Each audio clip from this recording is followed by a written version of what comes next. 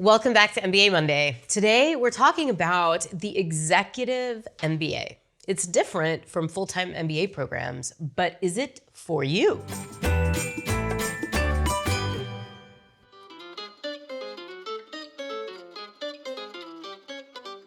My name is Angela Guido. I'm the founder of MBA Protocol. I'm an MBA coach and a career coach for the last 15 plus years, helping people get into their dream schools and achieve their career goals. Before you dig into executive MBA programs, it's really important to understand how they're different from all the other kinds of MBA programs that are out there. Most top executive MBA programs are different from full-time MBA programs in 3 key ways. Sometimes 13, today just 3. First big difference is that on average, the students in an executive MBA program are, well, executives. They're more senior in their career than people who go to full-time programs.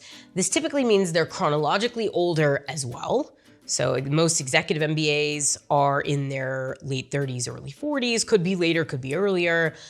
But the chronological age is not the main thing. The main thing is that executive MBAs are people who've already had really significant experience in their chosen field. So they've been working 7, 10, 12, even 15 years, usually within one industry, or possibly they've switched once.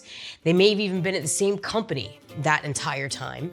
They're people who've already established a track record and some expertise in their field of choice. That's difference number 1 versus full-time programs where people are usually more like 4 or 5 years into their career, and maybe they've been in multiple companies and industries in that short amount of time. The second big difference is really related to this first one, which is that most executive MBAs are not trying to make a career switch. This doesn't mean that you can't change jobs after an executive MBA. It just means that it's not really designed for that.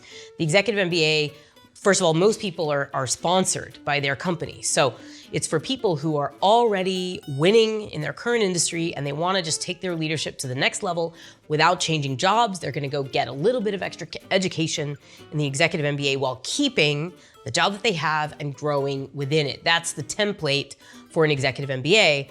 So what this means is that the placement opportunities after an executive MBA are much fewer and much less dynamic, there's much less support for a career transition coming out of an executive MBA than there is coming out of a full-time MBA. For the full-time MBA, a big part of what many students are paying for with their MBA is access to recruiting and to the resources and to all the companies who come and recruit on campus and are excited to hire MBAs. That's a big part of the full-time MBA value, and in many cases also the part-time MBA value.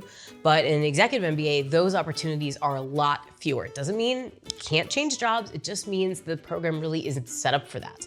So they're looking for applicants who are pretty much already where they want to be. They're just trying to accelerate their leadership through a little bit more education. The third big difference of executive MBA programs versus full-time programs is the way the program is structured.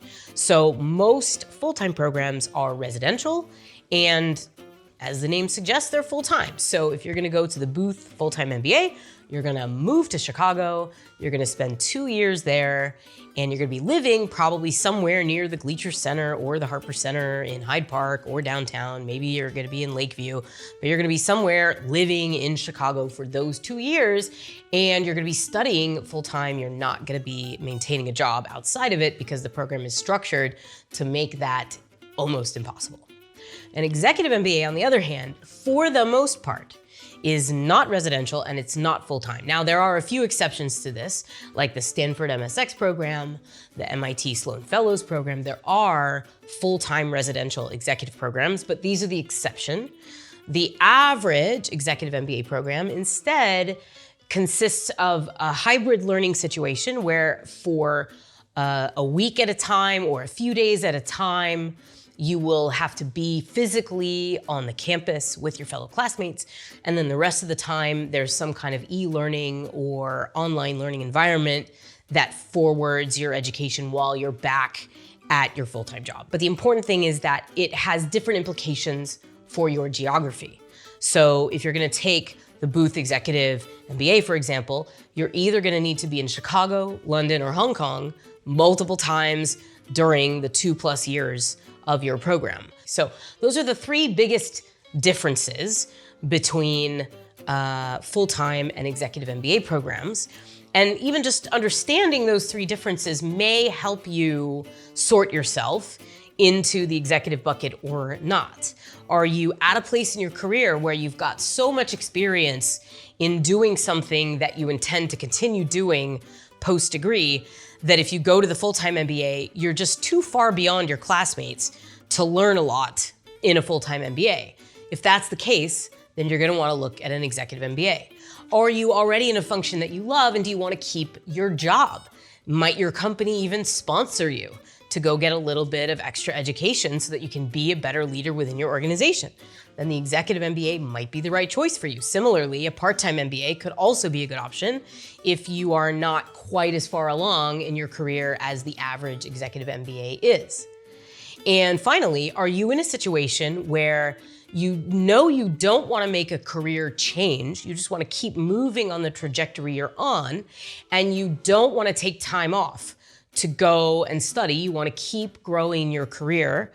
And again, if you're a little bit more senior, the executive MBA might be the right choice for you. A part-time MBA is another good choice if you don't feel like you're quite experienced enough for the executive MBA and you still want to keep your job while you're studying.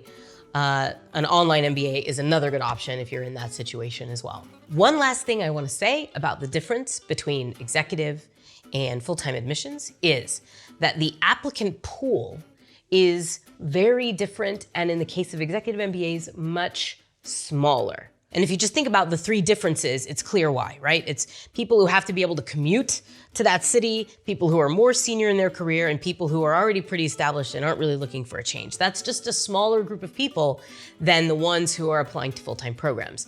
This has one bonus implication for you if you find yourself in that category, and that is that while test scores, GMAT, GRE, and executive assessment, while the test scores do still matter at most top executive MBA programs, they're nowhere near as important and influential on the final outcome as they are for full-time programs. So we have a lot of advice on this channel about the GMAT and the GRE and how to really maximize your test scores. You still need to deal with the test scores, but they likely won't have as much of an impact on the outcome as they would for a full-time program. Regardless of what you choose, the MBA can be a really great career accelerator. If you decide that either a full-time or an executive MBA is right for you, then come back here next week and I will see you again on MBA Monday.